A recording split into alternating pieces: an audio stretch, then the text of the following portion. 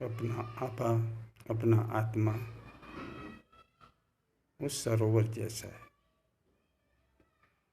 मानो एक लहराता हुआ सरोवर जो अपने भीतर निहित है।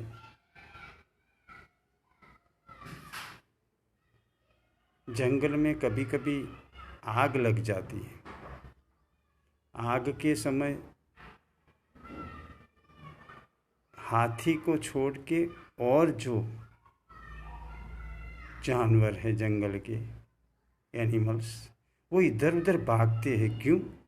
अपने आप को बचाने के लिए। लेकिन हाथी बहुत वाइज है, शयाना है।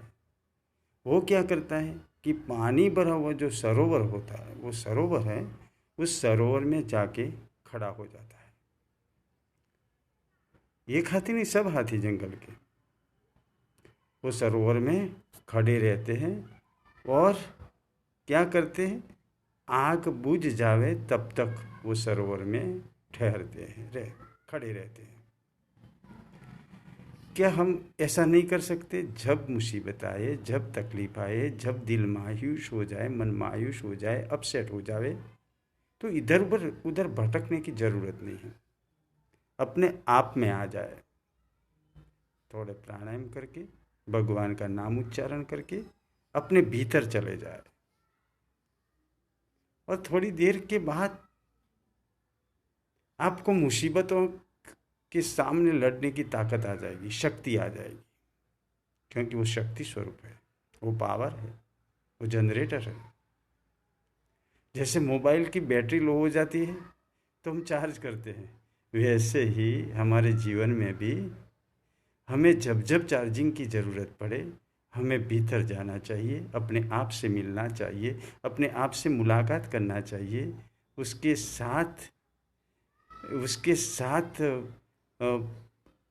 उसमें डूबने की कोशिश करनी चाहिए। जब हम डूबकर बाहर आ जाएंगे तो एक नया निखार, एक नई मस्ती, एक नया आनंद लेकर आएगी। अगर आपको विश्वास नहीं तो एक करके देखो भाई। मैं बोलता हूँ और आप विश्वास करते, ऐसा नहीं है, आप भी, आपके पास भी है। जैसा वो आत्मा मेरे हृदय में निहित है, वैसा ही सबके दिलों में है। लेकिन उसको उसको जानना है। हम जानने की कोशिश करते हैं, जो पाने की कोशिश हम करते हैं वो चीज़ें हमने आज तक पाई है। ऐसा नहीं कि नहीं पा सकते हैं, लेकिन क्या है कि हमारा निश्चय अड़ग नहीं है। Nothing is impossible, everything is the possible. हमें पाना है और हमारा निश्चय दृढ़ है तो ज़रूर हम पाएंगे।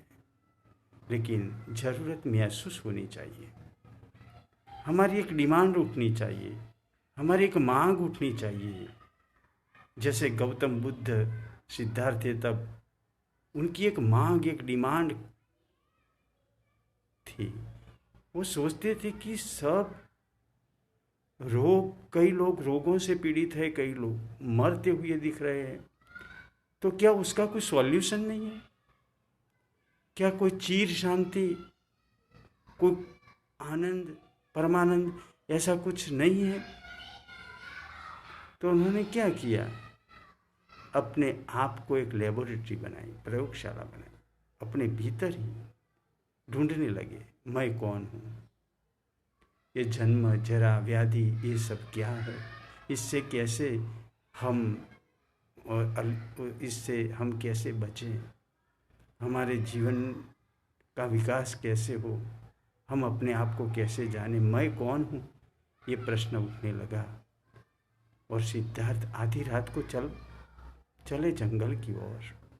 बहुत कोशिश की, बहुत कोशिश की, लेकिन उनको सफलता नहीं मिलती थी। वो वापस आ रहे थे घर, लेकिन रास्ते में उन्होंने देखा कि एक की छोटा सा जंतु जो बबूल के पेड़ पर चढ़ने की कोशिश कर रहा था, वो गिरता था, फिर संभलता था, फिर चल देता था, आगे बढ़ता था, चढ़ता था ऊपर, गिरता था, चढ़ता था, गिरता था। वो देख रहे थे कि ऐसा समय आया कि वो बबूल के झाड़ पर चढ़ गए। तब उन्होंने ठान लिया कि मैं भी ऐसा ही करूँगा, मैं थकूंगा नहीं, मैं हारूंगा नहीं, मैं आगे बढ़ूंगा, मैं उसको पाऊंगा। और गौतम बुद्ध जो सिद्धार्थ थे वो लौट गए वापस परमात्मा की प्राप्ति के लिए और दुनिया के सामने गौतम बुद्ध के नाम से प्रसिद्ध हो गए। Nothing is impossible, everything is the possible. Om Anand, Om Anand.